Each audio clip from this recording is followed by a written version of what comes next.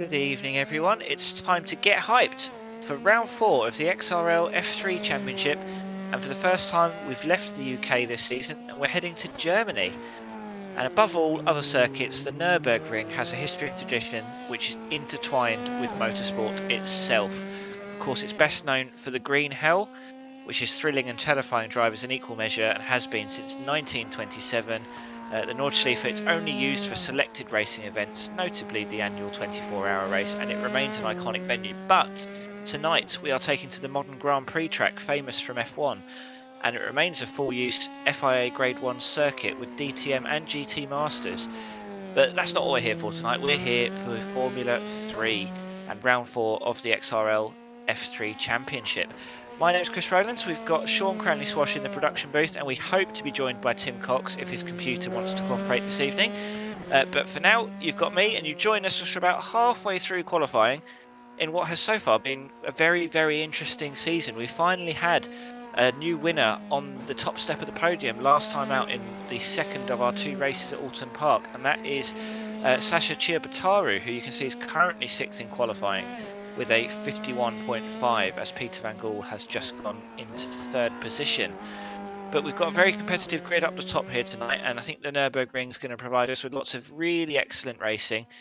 So hopefully we're going to see some new names on the podium. We have got a 20-car grid for you tonight, which is pretty much perfect for open wheel racing, and hopefully it will lead to some good racing and not too much chaos. Now, of course, the Nurburgring GP track, it's been a fixture on open wheel calendars for a long time, and we can take you through a lap here as we're with Ciabataru. We're coming through the arena at the moment, just through into the turn 3, turn 4 complex, just after Mercedes Arena. This is leading into one of maybe not the best overtaking opportunity, but certainly somewhere you need to line something up as we come into 6 and 7 here for the Ford curve. You get this exit lined up well, and you can see Ciabataru here has managed to accelerate nice and early. You want to get a good run down into the Dunlop curve, the hairpin at the bottom of the hill. Not the biggest braking zone, but certainly a corner where you can go too wide through, although you will of course lose a little bit of time. Then we have another section here as we come up to the Schumacher S's. This is turns 9 and 10. This is flat out in the F3 car, although do watch out on lap 1 and lap 2 with those cold tyres. We've seen a fair amount of sliding off in practice. Expect to see a little bit more. 11 and 12 here as we come up to the Bilstein Curve. This is not necessarily an overtaking opportunity. It's another one of those sections where you just want to try and line something up, because look at this nice long straight, albeit a straight with a bend in it, but this is again completely flat out. Another potential overtaking opportunity into the second heaviest braking zone on the circuit. This is 14 and 15, the final chicane. Don't really want to go too wide in here, as Tim and Sean and I were talking about just before this race. You get certain cowardly drivers, yours truly being one of them, who rather than deal with a battle into that chicane will just eject themselves into the grass. Not my finest moment, as we see Ciabataru finishing the lap and heading into the first corner, the Yokohama. Oh, sorry, no, just turn 1. And he's on pole, you can see there, with a 50.1. He is 2/10 clear of Yang, and that is a very good time. But I suspect we're going to see somebody break into the 49s in this qualifying session, because we've still got 5.5 minutes to go. I suspect we've got some drivers with a few laps of fuel left in the tank, and just with the tyres warming up and those fuel tanks emptying, we should see those times come down as Ollie Ricks has put himself into 8th. And you can see there we've got 8 drivers there within, or 9 drivers now with Carl Jacquelet, all within a second of each other. So you can see just how competitive this grid is, as Brandon Yang solidifies his second place, but he's still just over a 10.5 behind Ciabataru. You can see exactly how close this grid is, and we've still got a few drivers yet to set times. That's Barry, Driscoll, Toon and Mulholland, so it'll be interesting to see if any of those guys are able to challenge the board. And of course, that's not to forget some of the other drivers further down the grid. I'm particularly thinking of someone like Steve Hefford, who finished 2nd in the last race. He's currently down in 12th, but we've seen lots of pace from him. And there's several others as well, as Will Cullerington, who's just been promoted into the top team there. He's down in 11th, so it'll be interesting to see if he can make an impression there. Ralph Cullen, and another driver who we've seen decent pace from before, he's currently in 13th. But we'd love to hear your comments tonight, so get commenting in Twitch chat. We can Let us know who you think the favourites are for these races are. Now, the format tonight, we've got 2 races. Those of you who've been with us all season, you'll know the format, but we'll get everyone else up to speed as well. We've got this 15-minute qualifying session now. It's closed. You're not going to have other cars on the track to worry about, but you can set as many laps as you like in that 15 minutes. And as you can see, Chiabatari getting very, very close now to broaching that 149 zone. He's done a 50.057. You couldn't get much closer without trying. But we've got 3 and a bit minutes left of qualifying here tonight. There'll be a 5-minute warm-up just to settle those nerves down or ramp the adrenaline up, depending on your disposition as a driver. And then we'll go straight into race 1, which is a 20-minute sprint to the finish line. So when the clock hits 20 minutes, it will be whoever gets to the finish line first is going to win. We'll then have another warm-up session, just again to let those nerves settle down, just analyse and cool down from what's happened in race 1. And then it'll be race 2, which is another 20 minutes. But there is a twist. We will be reversing the top 10 finishers from race 1 for the grid for race 2. So right now, were this a race and Kansas Gentry, who we're on board with now in 10th, were this the final race positions, he would be on pole for race 2. And I think it's fair to say race 2 at Brands Hatch, Silverstone and Alton Park, our first 3 rounds, have all been massively improved for it. They've been absolutely fantastic races with battles all the way through that grid. And it's been there's been a lot of very, very, very top quality driving so far. And I think Chiabataru, who's currently on pole, has been a catalyst for a lot of it. We've seen some very, very confident overtaking. We've seen some very close racing. And without wishing to push any blame on anyone, we have also seen a few slightly aggressive incidents, in particular at Alton, coming out of Knickerbrook last week. We saw 2 cars coming together on a couple of occasions. And I think the Nurbergring is a track that's going to encourage that as well, because these cars are quite fragile. They don't like to take contact. And you can see Chiabataru has there managed to get into the 149s. He is now almost exactly 4/10 clear of Brandon Yang in second. So Chiabataru tonight looking like the man to beat in terms of his 1-lap pace. But of course, it's so much more than your 1-lap pace. You've got to have the racecraft to go with it. And you can follow quite happily in these cars with the draft. So still well and good having 4/10 of extra pace in the bank. But if someone like Brandon Yang can keep holding on the coattails, it doesn't guarantee that Chiabataru is going to be the winner. Of course, John O'Lilly in third. We've not really mentioned him so far this evening. He's shown good pace to get to a 50.3, but that's probably his qualifying done. Because as with a few others, Dewsbury being another, and Alan Toon we can see here in the grass, they're not going to have time to get back to across the start line to set another lap, because once we get to 0 on the clock, that's it. They can't finish the lap they're on. So we are nearly at the end of the qualifying here. No one is setting purple sectors except for Sasha Chiabataru, so it's looking very much like that is the these may well be the top times. Although let's see if Brandon Yang can do anything on this last lap as he comes across the start-finish line, and he has just done a 50.28, I think. So he's possibly matched his best time, although he may well have gotten off track on that lap somewhere, in which case it discounts what you've done. And you can see Chiabataru is still out there. He set a purple sector 2 here, so this is still, he's still looking for that extra bit of pace just to sort of rub it in and demoralise his opponents, just to say, look, I've got all this extra pace in the bank. And we're coming across with 20 seconds left to go. He's coming across the start-finish line. Let's see what Chiabataru is capable of doing on this last lap.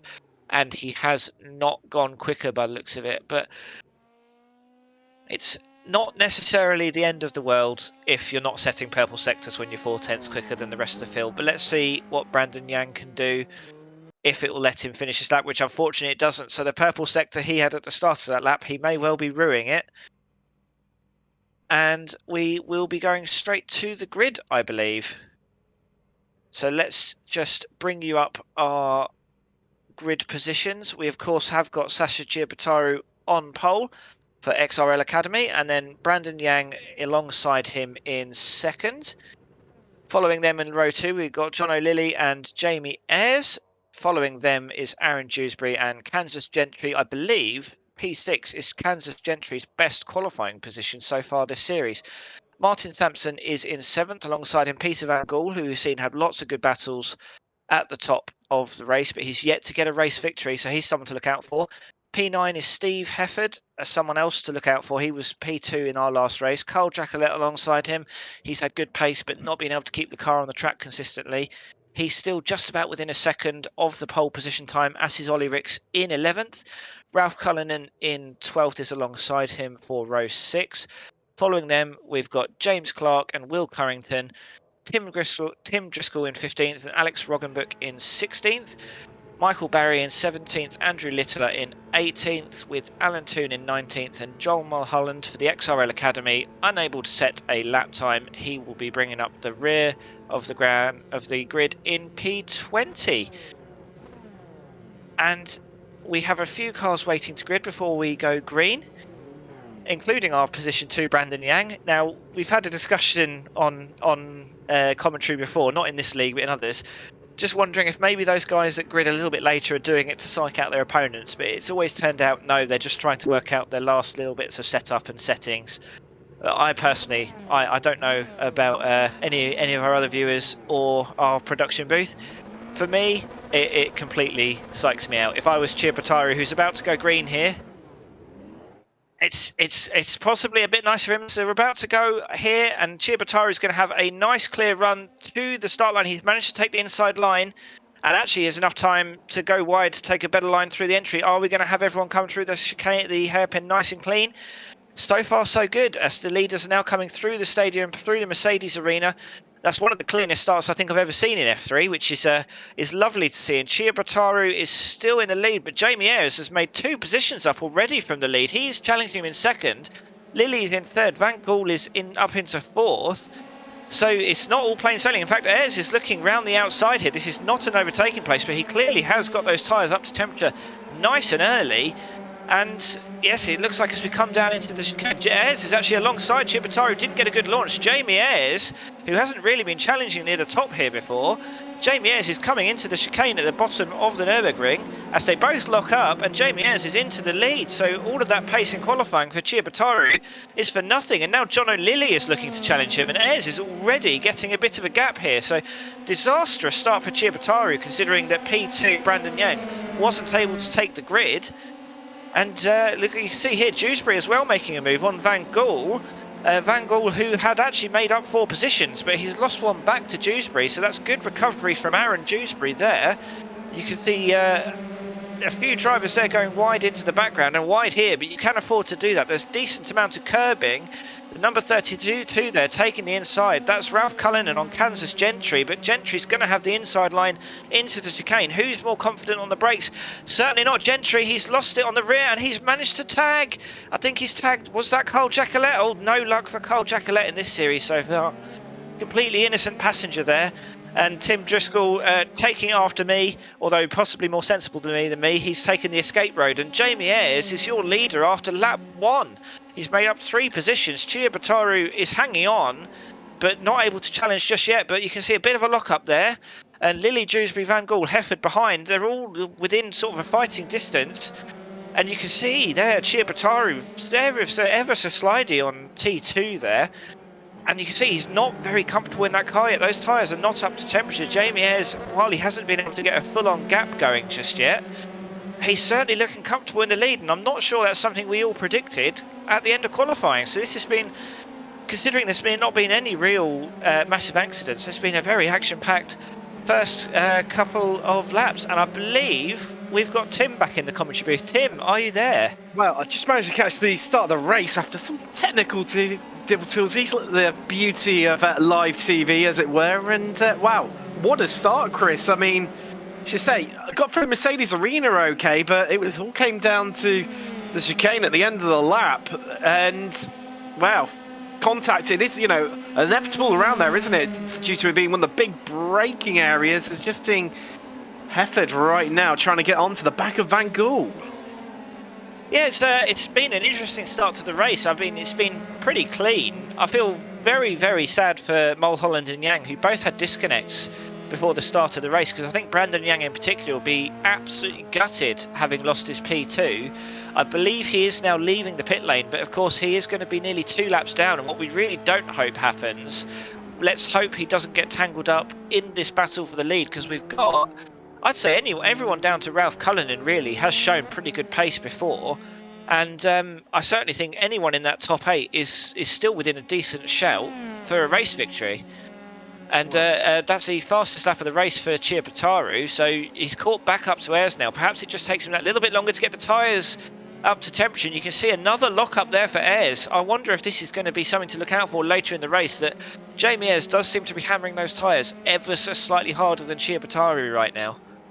So the only thing going from, I suppose, Chris, is the fact that it's a 20-minute race, and obviously we have got the second race coming shortly after anyway, but you haven't got the time to necessarily build up, worry about your tyre temps too much compared to what you might have in official or into a longer race format. So Ayres might get away with it for now, but it'll be interesting to see if he carries on with those lockers. We just see another one there from Ralph Cullinan locking up down into Ford Curve, and yeah, the consistent lockups will build up that tyre temperature, and it could prove treacherous in those last lap or two, potentially.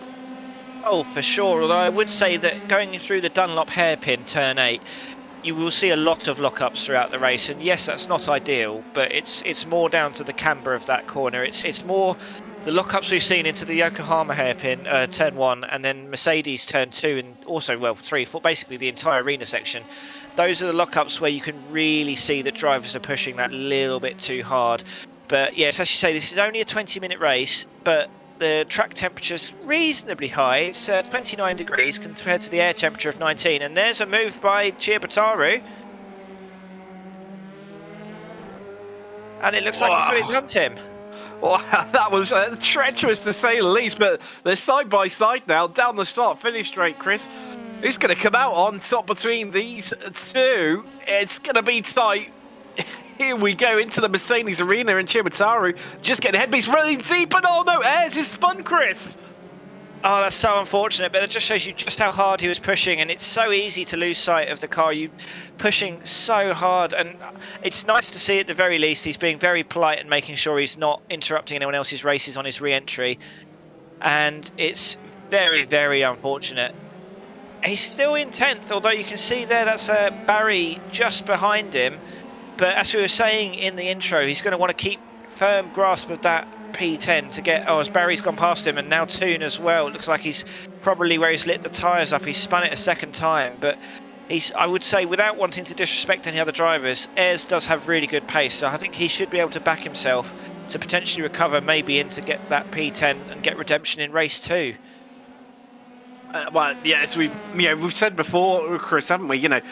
It's so crucial is that 10th place. I thought Ayres might have got away with it a little bit due to that big gap that we had in the midfield. However, it's that additional spin just putting pay to Ayres' aspirations. Having said that, he has managed to make his way past Toon up into 11th.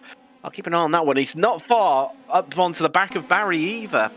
There's we've got a replay now. This is Ayres getting past Toon, and I've just seen flash up on that's down into the hairpin, but I've just seen flash up on my timing software that he's actually made it past Barry. He's now back up into 10th, and as you mentioned, that will give him pole position for the next race. Yeah, and I thought that was actually very good driving from Alan Toon there, who I think Jamie Ayres, perhaps in his excitement to get back into that P10 and try and make some positions back up, he almost outbraked himself into the hairpin, and I thought Toon reacted very well to not go into the back of Ayres there, because that's the last thing either of them would have wanted there. As we go over to Ollie Ricks with that's 32 behind him with Cullinan. Yes, trying to find a way past the Irishman. Trying to find his way past Ricks right now into the Mercedes arena, but have to hold tight really through this little next section, isn't he, Chris? Well, I would say not a traditional passing place. However, we have said about that before, and seems the spectacular moves done where they shouldn't be done necessarily traditionally. Yep, as we see, Ralph Cullinan sticking his nose out a little bit there. That doesn't necessarily mean that he was going for the move. He might have just been trying to psych out Ollie Ricks there. But yeah, we've said repeatedly before, oh, this isn't an overtaking spot, and then F3 drivers in either their wisdom or their courage or their madness have proven us wrong, that you can overtake pretty much anywhere on the circuit. And you can see a big lock-up up the road from Steve Hefford into the hairpin there. I know I said don't worry about them, but there are limits to that. If you're massive, if you're giving us a smoke wall that big, then perhaps you're pushing the brakes a little bit too hard. And Jamie Ayres has now got past James Clark. He's making progress as Ayres, isn't he? Certainly not hanging around, and just having a bit of a look at it, Chris. He's got his work cut out if he wants to catch up onto Currington, he's got a sizable gap of around about 10 seconds between those two as Cullinan just trying to find his way past Ricks, and this looks like that's going to be the move done for 6, or is it? As Ricks tries to fight back into the chicane, but then can't get it done. And Cullinan now up to 6th, but wow, talking of moves, this looks like it could be on. Chibutaru, Willie, Dewsbury, all right on top of one another right now. As they head down into the arena, you can see Chibutaru definitely not looking as confident entering that.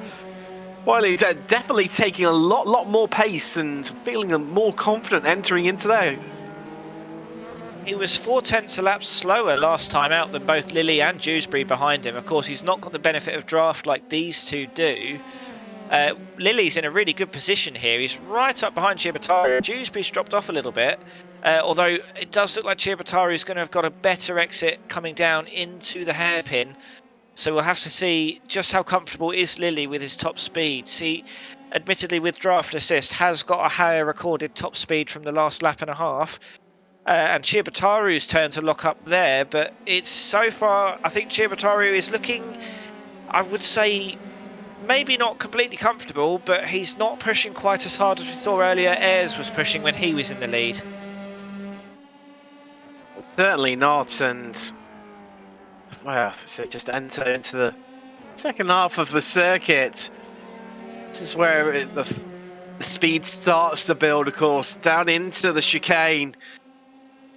Can Wiley get the move done over Chibutaru? This Chibutaru goes defensive to the inside. He looks like he's going to get to the apex first, but he's going to have that compromise. No, he's going to cross the grass. He's going to get a slowdown from that, and we're going to see a change for the lead and even a complete flip around in terms of the podium positions. And in the blink of an eye, Chibutaru goes from first all the way down to third.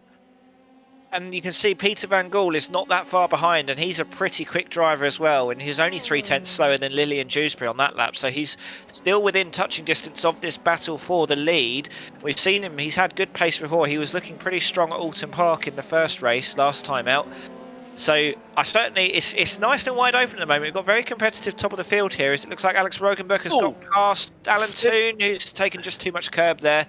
Is he going to be able to get back on track, or is the pit wall in the way? No, he's just managed it. So that's small mercies for Alan Toon at the moment. He's had quite an adventurous start to this race.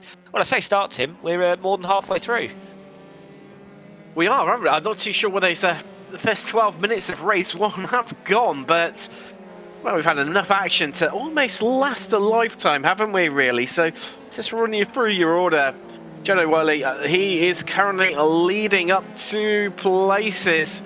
Dewsbury in second, Chibutaru down to third, Van Gool in fourth, Hefford, Cullinan, Currington, Ricks, Ayres and Clark rounding out your top 10. Driscoll's just got past Barry to get up into 11th.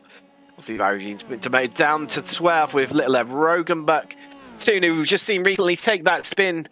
Gentry, Jackalette, who's the last driver on the lead, lap down in 17th place with Sampson, Yang and Mulholland rounding out your field, of which Mulholland gets to take to the track. And obviously Sampson 1 lap down, and Yang, he is 2 laps down. As we see some beautiful camera angles there through the chicane and come through Coca-Cola. But tell you what, Barry's I was going to say just lost a place there, but chance to retake it as Littler ran incredibly wide, and surely he's going to have the momentum now, Chris. Yeah, you'd certainly think so, but it does depend on just how confident both these drivers are going to be. It's a nice long straight, so he's got plenty of draft, but perhaps Driscoll's running just that little bit less swing, so he's got more top speed. And you can see a lock up there from Barry. I think perhaps not expecting to have quite that much speed from the run he had there. And now he's got Ruggenbuck to worry about. Well, And change for the lead by looks of it. There is Dewsbury just getting ahead, or has he? This is going to be a drag race down to the Ford curve. Who is going to come out on top? Well, I tell you what, Wiley's certainly not giving this one up. They're still side by side as they come out of the Ford curve. Dewsbury's fighting it back. He's on the right-hand side of the screen. He's going to have to make it the long way round here through Dunlop. Oh, there's contact and he's off. And Chubataru back up into second. Van Gool now up into third, Chris. Wow. The teammates touching one another. Oh, and he's off again. Is that potentially suspension damage? It certainly looked like it, the way that car was reacting to the corner there. And that's very unfortunate for Dewsbury, who was running so well. And you did have to think with that battle, considering their teammates, it was only really Chubataru who was standing to benefit from it. But equally, in a 20-minute sprint race with 6 minutes left to go, you're not really thinking about the team. You're thinking about the glory and getting a win and being only the third driver to win a race in this series so far, with the only other winner on tonight's grid currently chasing you down now in second. And this is on board with, I believe, Lily. So you'd see Dewsbury there. I mean, there was certainly enough room. I think it's one of those, it's a racing incident. Possibly even a netcode incident, really. I was going to say, because it looks like there wasn't even any contact there, Chris. So potentially a bit of netcode, or just Dewsbury just losing it under the pressure of being on the outside. This is from Dewsbury's point of view. Oh, it was into the side pod. Like I said, it could well have been a netcode because Wiley was just completely unaffected by it. And yeah, you can see the car there. That's not a happy car. It's not turning properly. Steering column's possibly even broken. Not really sure how, based on the contact we saw. But there'll be podium #1 signs in Chubataru's eyes now, because it's now his turn to fight Lily. And I think with the amount of time left, as much as we were saying watch out for Peter Van Gool, he is 2 seconds behind this battle. It's going to have to take some very combative driving from Lily and Chubataru to bring him into the fold now. But yeah, it's been very tight at the top. We've not really seen race-long battles for the lead like this before, and this is it's quite welcome to see. Obviously, we don't like to see, as you see, the evidence of the damage from last lap onto the gravel trap there. We don't like to see those off tracks because we want to see big battles. But it looks like, Tim, we're going to have a nice one here between the top two. There is indeed. It's Chubataru now trying to apply the pressure onto the back of Lily. So we head out through the back end of the circuit, through Varsteiner. We'll run down to Advan, this swooping right-hander. And you can see Chubataru fully in the slipstream. We're going to see a lunge here into the chicane. No, Alexis to back out of it. The clock is ticking down. 3 minutes 30 left of race 1. And only 3 tenths separating our top 2. Can Lily hold on to what will be his first victory of the season? Well, we're going to see Chubataru come past them as they come down the start-finish straight, heading down to turn 1. Who are we going to see emerge at the apex in front? Chubataru. He's going to try and take it the long way round and look for the switchback potentially through Mercedes. He's not got it initially, but he's got the traction off, and Lily, wow, just swoops down and shuts the door right in Chubataru's face, and looks like he's going to hold on to that first position for now. But it's just how long he can absorb that pressure and fend off Lily. Well, he's got 2 laps, including this one, to do so. You can see with the clock there, we've got 2.5 minutes left. It's a 1 minute 50 lap. And funnily enough, the fastest lap of the race so far is Brandon Yang down in 19th. So he will be absolutely gutted about the fact that he disconnected before the start of the race, because he could have easily been a part of this battle for the win here.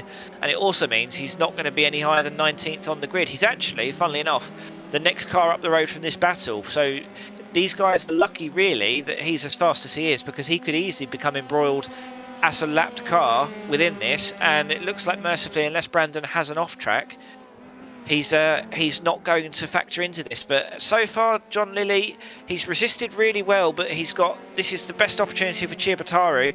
You almost wonder, is he going to hold off a lap so that Lilly can't come back at him for the final lap? You do wonder, because he doesn't seem to have got the requisite run here to go side by side into the chicane. No, it just seems to be lacking just a little bit of a cutting edge, and you think it's going to be a mistake from either of these drivers or something dramatic. So we come round through the final corner, Coca-Cola curve. The white flag is going to fly here at Nurbergring in race 1. 1 lap to go. Who is going to come out on top? Will it be Lily? Will it be Chibataru?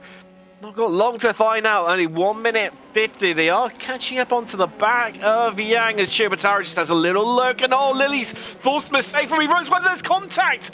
Chibataru is still flying into the air, but it looks like he's got away with it. No damage. It's just wheel-to-wheel contact, albeit in the most spectacular fashion. And Lily, round the outside, he's going to have the inside line into the next corner, and I think he's just going to live to fight another day somehow, Chris. Well, that could have gone so wrong, but look who's looming in the background and catching up onto these two. It's Van Gaal. Yep, I mean, oh, Chibataru nearly losing it there. What a save that was from him. There's surely got to be a bit of damage to that car. He does seem to be dropping off a bit now. Oh, that's a difficult crash to analyse from the live view because Lily was off track and did come back on into Chibataru, but I think Lily will equally argue that Chibataru could and should have maybe left the room for him to re-enter because it's a pretty normal place to go off track, and Van Gaal is now going to be thinking, well, a surprise second place is going to be welcome. You can see Chibataru, the back of it, he is struggling to keep that car online. And it does look like, barring a mistake from Lily now, this is his race to lose, and Van Gaal is the one that could stand to benefit the most. In fact, I'd be very surprised if he doesn't, because Chibataru is fighting his absolute life to try and keep that car on track right now. You can see the back left wheel there. That did not look fully affixed to the car. Oh, we're lucky that Netcode decided there was no contact there, because for me it looked like there was, and it's probably saved Chibataru there, Tim. Well, imagine if Van Gaal might view that potentially as a little bit of a block and a sneaky manoeuvre. All while this is going on, John O'Lilly, he's going to take the checker flag and your victory here in race 1 at the Nurburgring. And Chibataru's going to hold on to second ahead of Van Gaal as we see this just last of the battles coming across the line. This one between Currington and Ricks. Currington, he's going to hold on to 5th with Ricks. A little bit further back, Alex Rogenbuck. He's going to be a bit too far back to launch an attack on Barry here, Chris. This Barry can just negotiate the chicane safely, which looks like he's going to. I think he's going to hold on to this one. Yeah, we've not actually seen any full-on overtakes made into that chicane this race, which is a little bit surprising, but equally it doesn't mean that you can't still get through, because we've seen plenty of cars struggle under braking there. And actually, Rogenbuck nearly managed to take it on the line there, so he got a very good exit out the hairpin. So that's something to keep an eye out for race 2 for making overtakes into turn 1. Because that's really the main overtaking opportunity in terms of heavy braking zones. It's just, as we saw with John Lilly on that last lap there, it's just a case of making sure you get the car stopped in time as well. It certainly is. Just waiting for Dewsbury to come across the line. I mean, he's going to be another driver who's going to feel really aggrieved and disappointed in his performance. I mean, it could have been so much better for him potentially, but in the end he's going to finish all the way down in 17th, unfortunately. And yeah, it'll be interesting to see some of these drivers down here, because we've got a lot of pacey drivers out of position. Martin Sampson was setting pretty quick laps as well, who's finished in 18th. So I think between Dewsbury, Sampson and Yang, and even to a lesser extent Carl Jacquelet, they've all set pretty quick times. They'll be wanting to come through that field as quickly as they can. Brandon Yang in particular, who we're on board with now, will be the last car to cross the line. He will be absolutely fuming, and he's just set the fastest lap of the race on the previous lap. So you can tell there is so much pace in that car, and perhaps showing his frustration there. And we can be glad that we are in a virtual environment and not a real environment, because that was a quite nasty crash. But yeah, it just goes to show, I think, as we go into the American leg in 2 weeks' time, Tim, I think we've got a lot to see from Brandon Yang. I think we certainly have. Let's just we'll run through your results from race 1. John O'Lilly taking the victory here with Chibataru in the end, coming home in second by contact into turn 1 between those two. Van Gaal has to settle for 3rd place and that last place on the podium in the end, with Hefford in 4th. Currington, he comes home 5th. With Ricks only 3 tenths behind him. Clark is 7th. with Cullinan, the Irishman, in 8th. Jamie Ayres, another driver who might have expected a bit better things, finishes in 9th in the end.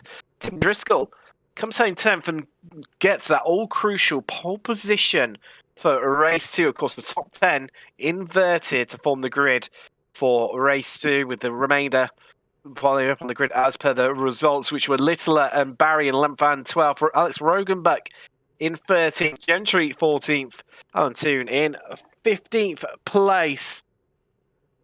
Let's see. Let's move through the order. But, I mean, it was... There we go. We got Jacqueline in 16th. Dewsbury, the last of the drivers on the lead lap, then in 17th place. I mean, we've got quite a few people out of position, as you mentioned, Chris. I mean, one interesting one for me is Ayres, Jamie Ayres. He'll be starting in 9th place. Of course, the front row of the grid showed initial good pace, and also in qualifying. And obviously, that incident is what caused him to, get demoted down the field, as it were, so much. So, I think it could be a bit of a good outside bet here for race 2. Yeah, we've seen in previous races where our sort of race 1 leader has just been miles and miles ahead, and they've been able to come through the pack and just, take another victory. I don't think we're going to see quite so much of that this race, because it's a much more evenly matched sort of top 5 or 6 drivers. And that's not even counting, like we've mentioned, with Brandon Yang and even sort of Martin Sampson and a few of the other guys that weren't able to take to the grid at the start. It's a very even sort of top 6, 7, 8. So for the drivers who've just finished in that top 3, I think they're going to find it a lot harder to make their way through the grid in only 20 minutes. So this is the trouble. It's a really good opportunity for Ayres, but as we saw in the last race, that's a lot of pressure, and it's so easy to make a small mistake that costs you so much time. So I think if Jamie Ayres can get into turn 1 in the lead, and if he can at least get that second or so gap to get out of the draft, I do feel like he is the favourite for this next race. But it's so easy to say that before we've even seen the start. But he's got 7 minutes to calm himself down, to reassess, and to think about it. He's the only driver currently taking to the track, I believe, for this warm up, and there's a few in the pits. But yeah, Jamie Ayres is the first to come onto the track in this warm-up session. So he wants to get some extra track time, just really make sure he's comfortable with that car on cold tyres, and perhaps revenge that small mistake that cost him so much in the previous race. I could do, indeed. And it's going to be an interesting one. Of course, so many fast drivers at the back of the grid, as you mentioned, Yang being one of them, the American. I mean, if Carl Jacqueline didn't have bad luck, then he wouldn't have any luck at all. I mean, he's been caught up in so many instances, most of which, wrong place, wrong time type of scenario. He's another bit of an outside driver to keep one eye on as well. And well, it's how Yang can do to come through the field. I think it's going to be the interesting one. I think surely look to clear as many people as quickly as possible on the opening lap, and then just try and settle down and then grind out some, much better laps as the race progresses, and pick up those extra places. Oh yeah, exactly. And it will be interesting to see what happens in this next race, because it's the last official race for this series for 2 weeks. So they've got a break coming up. There'll be a fun race next Sunday on the 10th.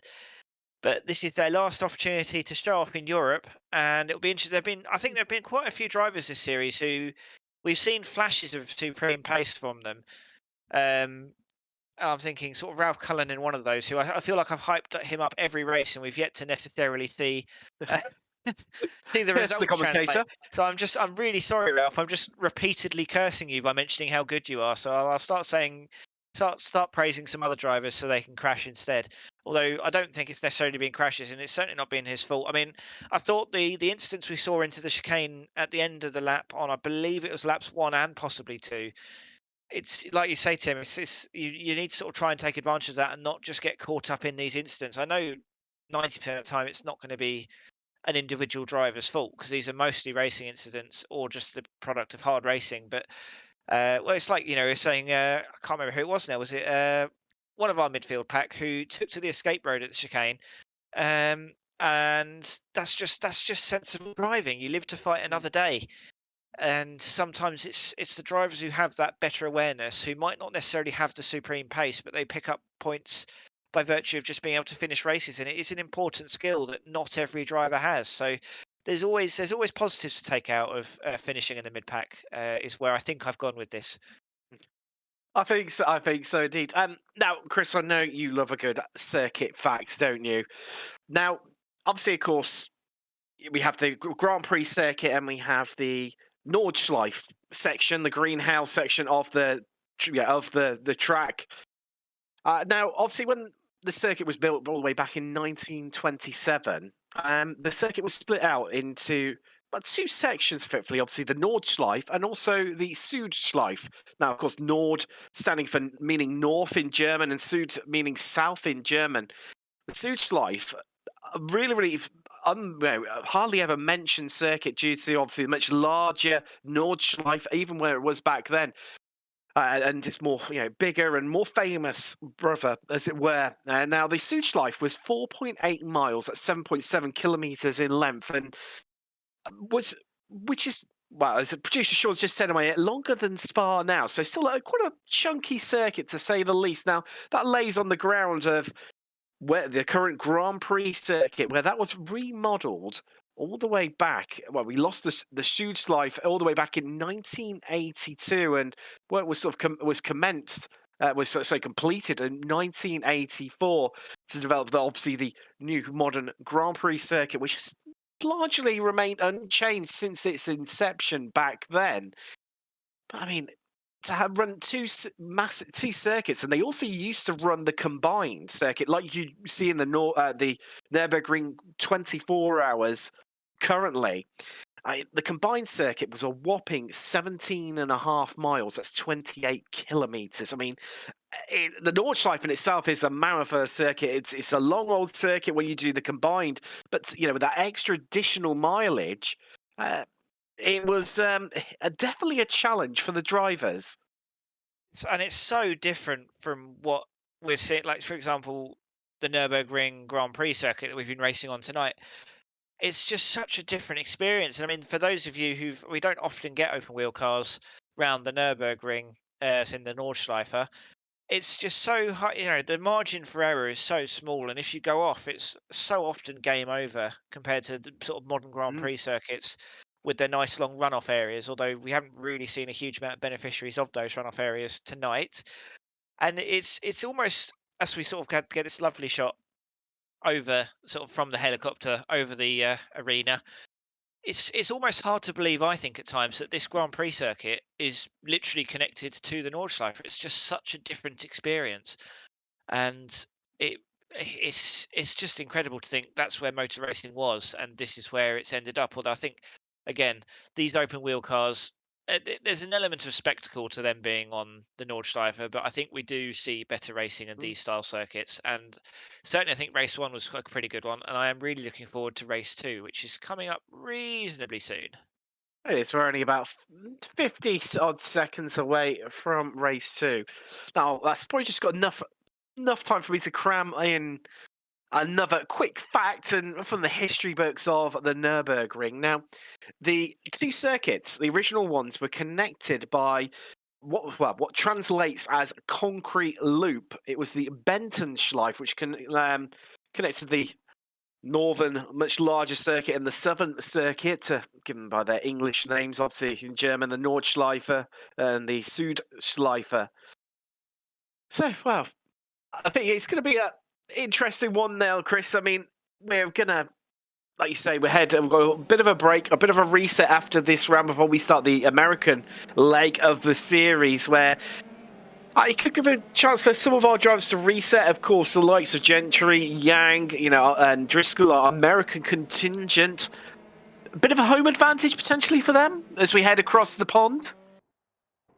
I think yes and no, because I think no in the sense that there is that little bit of extra pressure. People expect you to perform because it's your home track, but equally, you're going to be more familiar with those tracks. Certainly, myself as a British person, I'm far more familiar with Brands Hatch or Silverstone than I would have been when I first had to learn Zandvoort, for example.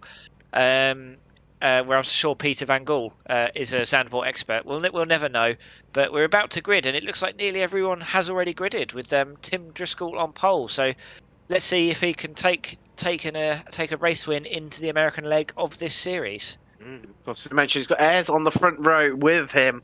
Keep one eye on the Brit. He'll be starting on the left-hand side of the screen right now, the right side of the track. We've been looking for a bit of redemption, but as the revs build, let's get ready to go racing in race 2. As I think someone might have jumped the start in the background there. Might have been Currington, but here we go on the run down to turn 1. The field fanned out right across the track, and Ayres, as predicted, a great start from him. A bit of a lockup in the midfield there, a bit of dodgems. Bumper cars going on.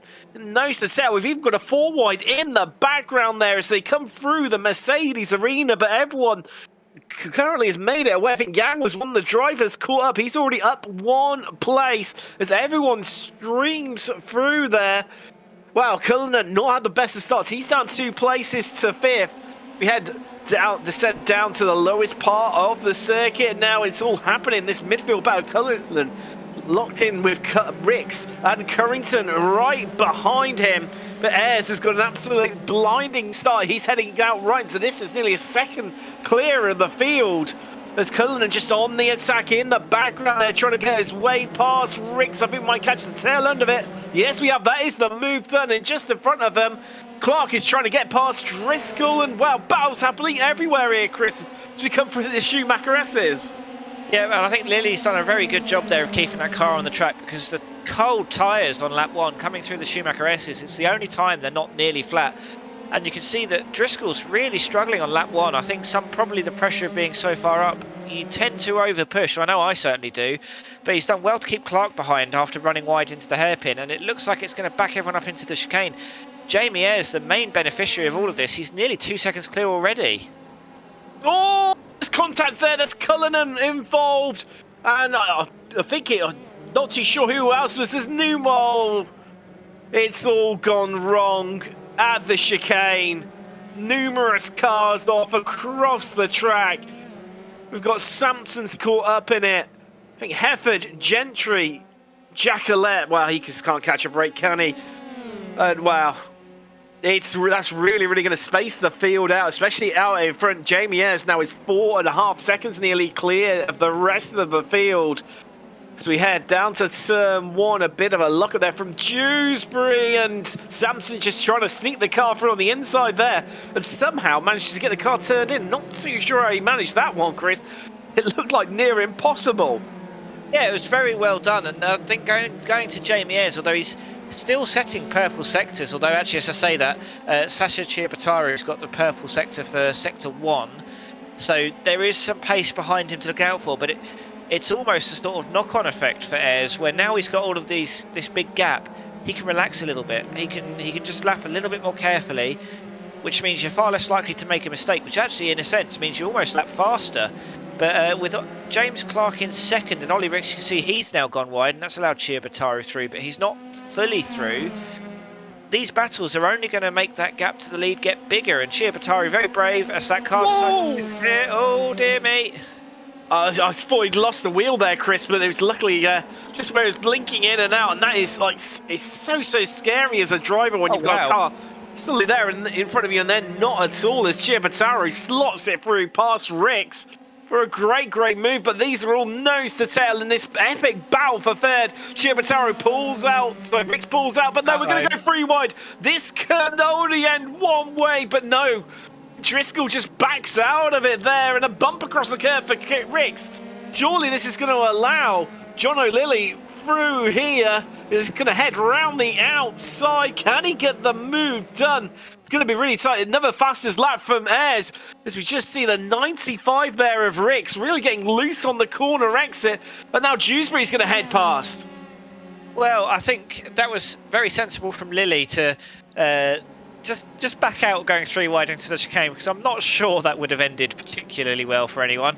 But yeah, this is all looking very good for Jamie Ayres, but even James Clark now, who I think will be pretty happy with a P2, but you know, still within a good shout of the win, but Ayres is lapping very, very confidently so far. Brandon Yang is recovering well, but again, he must be so gutted about that disconnect at the start of race 1. But he's now into the top 10. He'll be cursing his luck that there's not a race 3 with a reverse grid, because that could be his redemption story. But also, a shout out to Aaron Dewsbury, who started in 17th. He is now up to 6th. And you can see here, he's ahead of this train. He's the car number 73. He's got Tim Driscoll as his next potential victim. This has been a very, very good drive. He's managed to pick his way through the early carnage of this race. We are only 5 minutes into this race, Tim. And yeah, Dewsbury will probably be another one wishing that race 1 had been cleaner, because he does seem to have the pace here as well. So see Yang, he's on the attack on the back end of Carl Jacquelet there. Yang's he's another driver who's had a cracking start and able to pick us through all the carnage that we had down to the chicane. He's already up 9 places into 7th. Can he make it past the Brit? He just runs it out a bit wide there. He looks like he's going to hold on to this potentially for now. And the American surely be looking to get a good exit through the chicane and out of Coca-Cola and get the move done into the Mercedes arena. This will be interesting to see. Same with him. Yang needs to be careful. He's got Samson behind him. He's no slouch. He's come along for the ride as well. He's 7 places into 11th. But as they come out onto the start-finish straight, Ayres leads from Clark, Chimatsaru, Lilly, Driscoll, Dewsbury, Ricks, Currington, Jacquelet, and Yang. However, is Jacquelet going to hold on to that place? Just seeing Dewsbury get past Ricks, and well, it looks like Yang's just going to have to settle for 10th place for now. Yeah, it looks like we've got battles throughout the field here. So actually, it's sort of testament to how clean the driving's been for the most part that we've not seen more incidents, because it's a very difficult circuit, really. There's often cases where you can take 2 lines through, as we saw there with Dewsbury and Driscoll. Ooh, sorry, Chris. It was rough. I don't know if you might have called it Cullinan just going for a bit of a spin there, coming out of the Mercedes arena. Oh, this will show us for definite here on the replay. There we go. Just too much on the loud pedal. Not enough grip at the rear, and around he went. It's a very easy corner to do that at as well, because it's so important to get a good exit. So you do want to get that power down early, but if the car is not quite settled, that's what happens. And he did well to catch it early so that he didn't fully go round. He wouldn't have lost quite as much time as otherwise he would have done. I mean, he is now down in P12, so again, we've cursed him, for which my apologies, Ralph, but it could have been worse, I suppose, as we're now with Will Currington, who's up to, well, I say up to, he's down 2 places to P8. He's currently in a sort of little area of his own. We can see Dewsbury here. He's defending from Ricks. Oh, again, wow. Very different lines through the chicane. There is. I mean, Driscoll really struggling there. So much shows that's going defensive into Coca-Cola. Ricks is going to have the outside line in terms of the entry and swoop down the more traditional racing line. And he's now tucked up right behind the American. Surely this is going to be a change for 5th position. Driscoll just goes defensive, tries to squeeze Dewsbury onto the grass, but Dewsbury has none of it. He runs in a little bit deep. Can Dewsbury... oh, no, there's been contact down at turn 1, and Driscoll is down to 8th. Yeah, there was you could sort of see that happening before it happened, with Dewsbury taking such an inside line there, and it was sort of almost having no choice. It's quite good strategic driving from the 127 there, Tim Driscoll. And although unfortunately he also outbraked himself a little bit, undone by just how clever his own move was there. But I think Ollie Ricks has now got past Dewsbury, or at least they're certainly battling.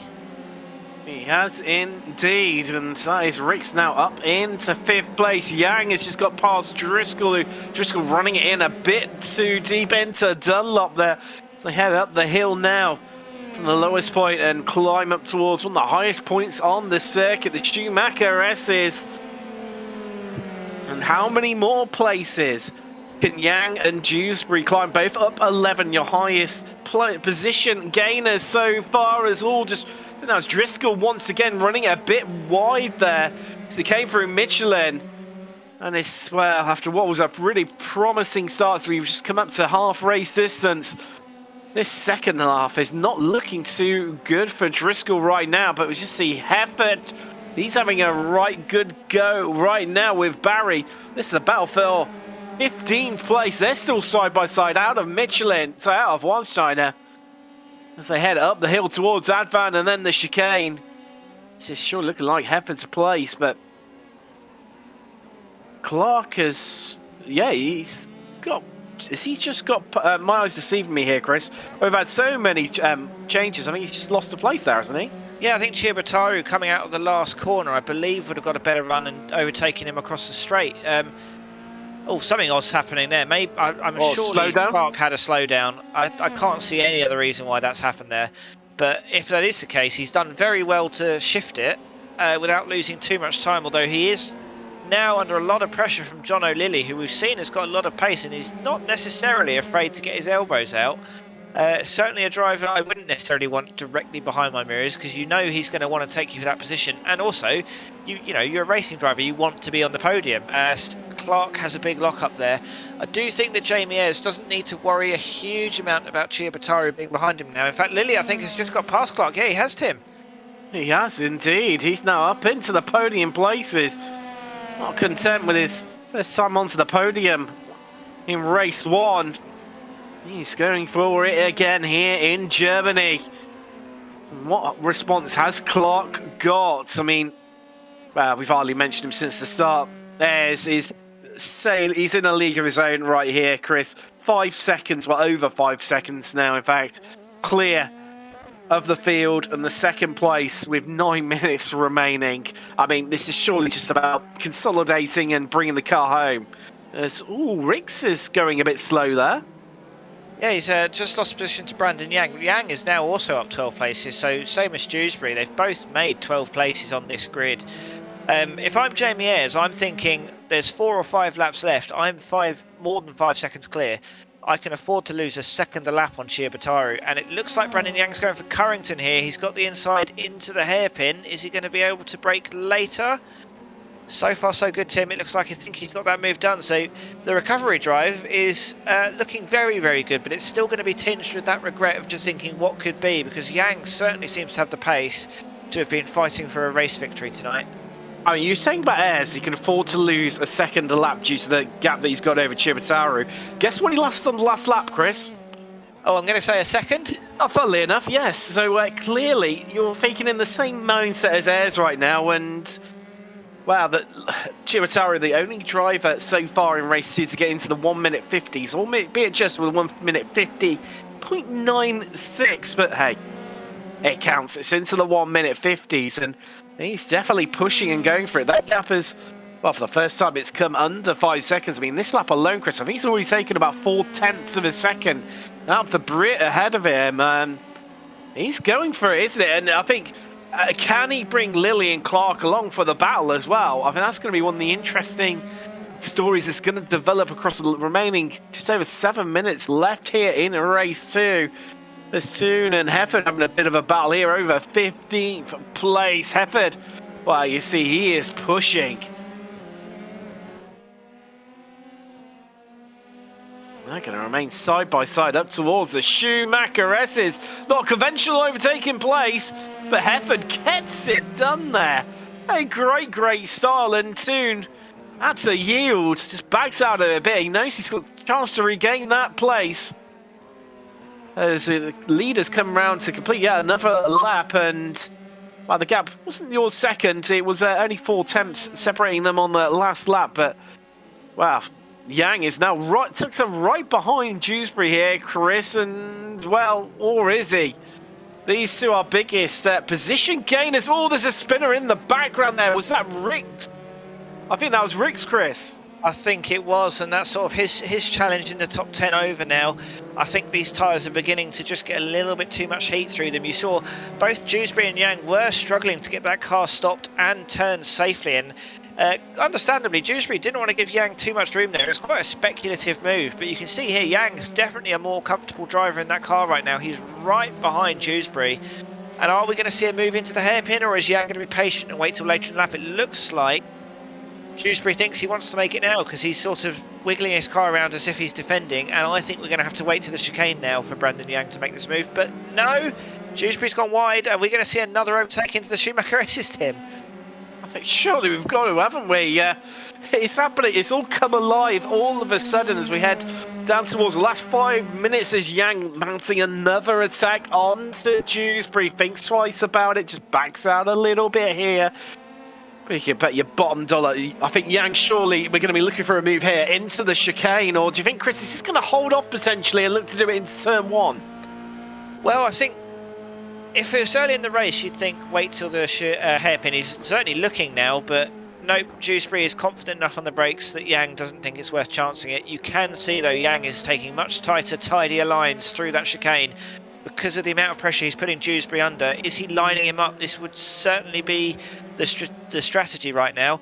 Although you can say Dewsbury got a very good exit out of the last corner. Yang isn't necessarily closing up, and Dewsbury is very actively looking to defend. You can see him weaving on the main straight there. And Yang didn't have an answer for it this time. Oh, and he's actually lost it under braking. Oh, no, what a shame. Oh, no, it's all come undone for the American. And now finds himself back down in 9th place. Wow. I mean, what a sigh of relief Dewsbury is surely going to be breathing right now. He's got a lovely pocket of space to himself. See how these last 4 minutes and just behind him. Well, Jacqueline, I mean, surely this could be the race, the redemption race for him right now. He's had an absolute cracker, up 9 places, into 7th, and applying the pressure onto the back of Currington, who just, with that little lock up there, could start to be feeling the pressure from Jacqueline behind. Yeah, I think that seems to be what's happening. And Jacquelette's had a pretty tidy race. He's up 9 places from starting in 16th. He's up to 7th. There is probably still enough time. I think we've got probably 2 laps after the one they're currently on, with Jamie Ayres, I believe, just coming round to the chicane. So yeah, there'll be 2 laps after this. Jacquelette's certainly got enough time to line Currington up. But I do think that that Yang spin and all the spins we've seen on that first chicane, I don't think they're happening on last season's tyre model. I think that's the change into the F3 car this season, and I think people are still trying to adjust to it. So it's I guess it's a good thing if you want to see drivers have to wrangle this car a bit more, because I was perhaps a little unfairly before we started saying about how you don't have to be good to drive this car quickly. I think I'm being bitter in saying that, but it's just requiring that little bit more input from the drivers to stay quick and on the track this season, which I don't know about you, Tim. I think that's probably a good thing, although it does lead to more spins. Ooh, Yang just got past Sampson in the background there, but just staying this battle of Currington versus Jacqueline. Jacqueline heads to the outside, looking to swoop down, and surely that's going to be the move done, because it's going to give him the inside line for the remainder of the Mercedes arena. And Jacqueline up now into 6th place, dispatched of Currington with relatively ease in the end there. Oh, it was a cracking move around the out. Oh no, it was a bump from behind from Currington, who was just carrying that extra speed. Jacqueline keeps it together. But that means now there's a 1.1 second gap between these two, with 2 minutes 20 left on the clock. And surely this is going to give Jacqueline that's definite 6th place if he can hold it all together. Wow. Wow. This has been, I think this is Jacquelette's best race we've seen in the XRL Championship. Perhaps he's a driver who suits the wide open GP circuits a bit more, because we've seen good pace from him, but on all the British circuits they're on, quite tight and twisty, Silverstone perhaps accepted. Maybe just having that little bit of extra space on the track suits Jacquelette's driving style just that little bit more, because P6 in this field is a very good result indeed. Of course, I hope I'm not cursing him with a lap and a half left to go. Just an update on the leaders. Giabataro is pretty firmly lapping faster than Ayres. You can see him in the background there, but he's not been able to catch Ayres by enough so far. And I mean, if you look at their safety ratings in iRacing, Jamie Ayres is an A 4.99. So there is a driver who knows how to keep his car on the track. And I really hope I'm not jinxing him, but he can afford to drive nice and carefully. As you see, just in the background there, John O'Lilly, fastest lap of the race was 50.64. So I think he'll be wondering if the start of the race had maybe been a bit more sane. Perhaps John O'Lilly could have been fighting for the victory again. But P3 is certainly not something to shake your head at. Well, talking of not shake, Currington locks up. That's going to give Yang the inside line, and that's 7th place. Wow. I mean, you have to worry. Currington got a bit of damage there, Chris? Is it me to the front end? Yeah, there's... well, he's got a bit of a scratched up nose cone, which normally indicates to me there's a bit of floor damage. Yeah, and it's that car is certainly wiggling around a lot more than you'd expect to see an F3 car do so. I appreciate that the tyres do go a little bit funny after a few minutes, but 20 minutes is not that long, and it's not specifically that hot. But yeah, it's been... I think after that, again, both these races, after the first 2 laps, they have calmed down a little bit, but we've seen overtakes in places I never thought we'd see them, particularly the Schumacher S's, and Samson, it looks like, is lining up a move on Carrington here now as well. Right, it's this final opportunity here, Chris, because we are on the final lap. I mean, who knows where the last 20 minutes have gone as here comes Samson, just has to back out of it. He's going to get the compromised entry, though, for Carrington. And what can Samson do as they come through? Varsteiner on the run through Advan and up towards the chicane. Who is going to come out on top? Well, I think Samson a bit too far back. Ayres, he's going to take the victory. Chibatari, you see him just behind there. Not quite able to catch up in the end. Lilly, he gets 3rd place. Clark's going to hold on to 4th, but there we go. Samson not able to close up in the end. And Carrington's going to hold on to 8th place. And a big shout out as well to Jacqueline. He's managed to bring the car home in 6th for his best result of the season so far. He's going to be absolutely ecstatic with that one. So just see Hefford coming through the chicane now. Wow, it's definitely been a race of either big gains or big losses here in race 2 at the Nurbergring, Chris. Yeah, and I think it just goes to show you the competitiveness at the top end in particular of this league. Because I think really you could have made a case for a good 6 or 7 drivers winning this race if things had played out differently. I mean, Jamie Ayres is a very good driver. I don't think we should undersell the talent that we've got there. But his life was made quite easy by the fact, I mean, you know, he made that move on the opening corner. And as soon as there was an issue in the chicane, it was his race to lose. So he's had one of the least stressful races I'm sure anyone's ever had. But you know, I don't think we can discount him in future races. He's clearly got pace and talent, but I don't think any driver would ever turn their noses up at such an easy win. But Chiabataru and Lilly, I think, did very well to come up the grid together. They both made 7 places, having started 9th and 10th. So 2nd and 3rd is pretty good going. And for Chiabataru to be within 2 seconds, he's done very well indeed. He has indeed. Let's just run you through your classified results here from race 2. Ayres with a comfortable victory in the end. Chibatari in 2nd with Lilly in 3rd place. Clark comes home 4th with Dewsbury 5th. Jacqueline, a great result for him in 6th place. Yang managed to recover to 7th with Carrington 8th. Samson 9 and Driscoll rounding out your top 10. Rix is 11th with Ralph, the unlucky Ralph Cullinan in 12th. Certainly no luck of the Irish with him here today at the Nurbergring. Gentry, the American, is in 13th, at 1 place with Hefford. Not the best races in 14th with Littler, 15th. Barry in 16th. Toon, 17th. Rogenberg, last driver on the lead lap in 18th place. And then Van Gaal, thought she retired on the opening lap. And Mulholland didn't make the grid. Chris, before we go, final thought from yourself. Who was your driver of the day, or what was your favourite moment here from the Nurburgring? Well, I think the overtake we saw into the Schumacher S's, which is not a place I ever expected to see one. But I think my driver of the day, I'm going to give it to John O'Lilly because he's been involved in the most racing, and I think he's made up the most places. And I think he seemed to have the most raw pace. Although I'm sure his teammate won't be overly amused with me because of the incident we saw into the hairpin at the bottom of the hill. But yeah, it was. I mean, there was quite a few drivers to choose from, and it feels a little bit silly that I'm not choosing either of our race victors for driver of the day. But you know, such is the quality we've got in this league.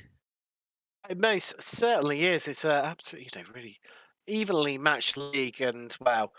As we bring to a close the European leg of this league, we've got head out now across to the Americas, and in 2 weeks' time we will return as we have the Battle of Watkins Glen. I've been Tim Cox with Chris Rowlands and Sean Cranleigh-Swash in the production booth, and we'll see you in a couple of weeks' time when we return from America.